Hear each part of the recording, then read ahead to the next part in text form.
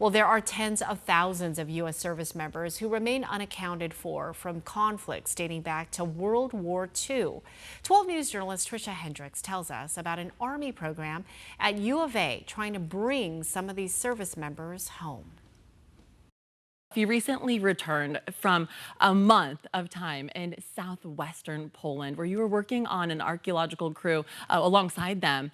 What were you doing? There was a V-17 that crashed in World War II and went down with 7 of its crew members, 7 of its 10 crew members. They've been missing for 80 years, and so our job was to go and try and help recover their remains and then eventually return them to their families. When I read that you carefully excavated a B-17G Flying Fortress bomber, like you mentioned, that crashed during the final months of World War II, how do you go about carefully doing that? It was a lot of hard work, but then you'd have these reminders throughout that would kind of reconnect you. Halfway through the mission, we had one of the service members was identified by DOD, WWII accounting agency. His remains will ultimately be returned to his family. So wow, huge. A moment of silence, I'm sure. Let's talk about what really inspired you to join. The colonel, he gave me the opportunity. It's going to be hard work, no fun, and I said right there before we even finished, I want in. We have family that served in the military, and our grandpa served in Vietnam and actually crashed in his helicopter because he was a gunner.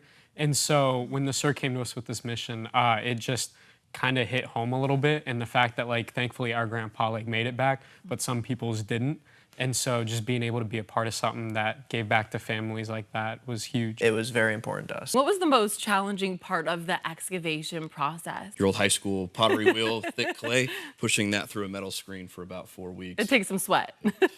A lot of sore arms. You were part of this mission that led to the identification of a World War II crew member. The mission that we're doing, we're seeing the results. We're recovering these people and returning them to their family so many years later. To know that we were going there for a specific cause meant a lot. I'm putting an effort towards something that really matters. You'd find little metal fragments about the size of a quarter from the plane. We found some pieces of parachute parts. One of the biggest ones we found was a lieutenant bar, so one of the rank insignia that they wore on their shoulder right there. And serial number tag to the bomb site, the famous Norden bomb site, and it said Norden on the sides. We found some evidentiary material as well. That's all sent back to DPA's lab in Omaha, Nebraska, and they'll analyze it, conduct DNA analysis, and hopefully from that identify the people. But a huge part of it was kind of the fact that no man left behind, and seeing, like, having the ability to see that firsthand and be a part of that really meant a lot. Later down the road, I can think back to Poland and think I did something and I'm able to help these families. What is your advice for other students that want to get involved? Try really hard in their programs. Ask questions and be willing to kind of sacrifice time for it. Thank you for your hard work and dedication. I can't wait to follow along as you continue